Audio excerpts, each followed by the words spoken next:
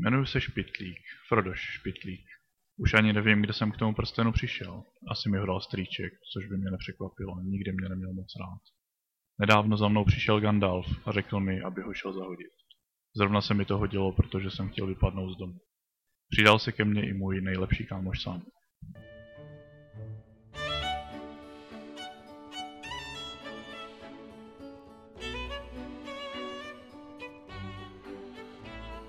Problémy na sebe nenechali dlouho čekat. Ten prsten chtěl ještě někdo jiný. Sam utíkal na opačnou stranu, ale jeho si nikdo nevšímal.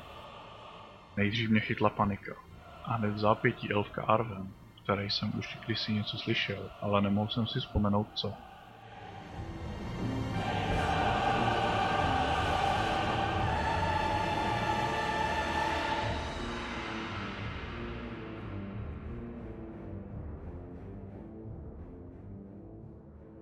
Ukryla mě do hostince v Roklince a já si v tu chvíli vzpomněl, odkud Arwen znám. Každé dítě v Hobitině vám řekne básničku.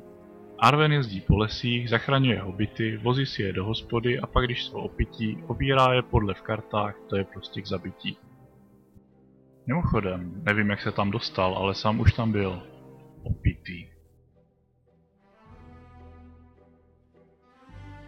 A nebyl sám, u stolu s ním někdo seděl.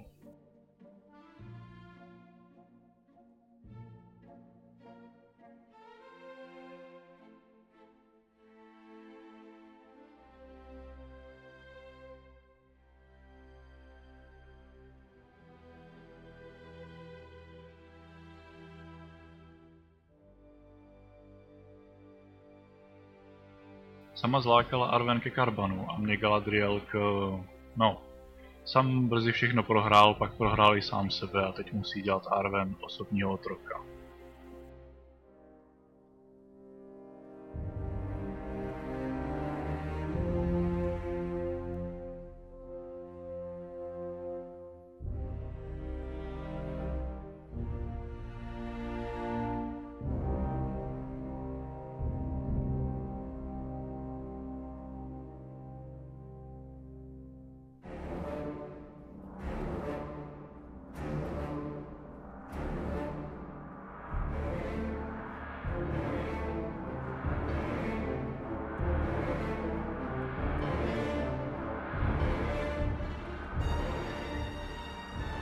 Galadriel mi dala koně, ale nebyl z nejrychlejších.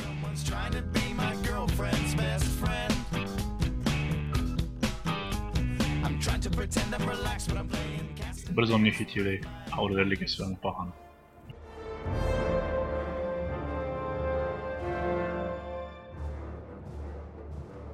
Spíš než svět chtěl Sauron ovládnout trh svými lacinými výrobky, které pro něj vyrábějí skřetí v továrně Mordor, a které exportuje do celé Středozemě a Velinoru.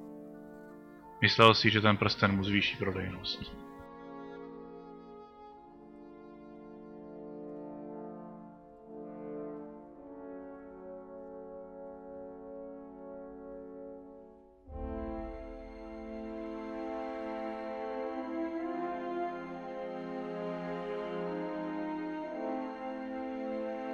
Dohodli jsme se rychle.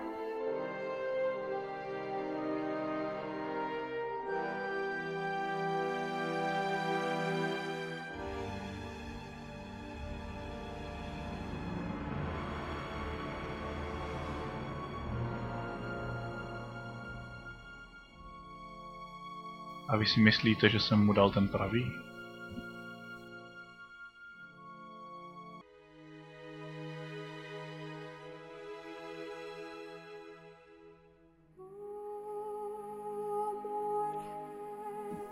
Všechno vymyslela Galadriel, které šlo jen o jedno. Touží potom každá žena. Nové boty. Dala mi instrukce, falešný prsten, blbýho koně a poslala mě k Sauronovi. Moc jsem tomu sice nevěřil, ale vyšlo to. Kápli z toho dvoj Sauronky a pravý prsten mám pořád já.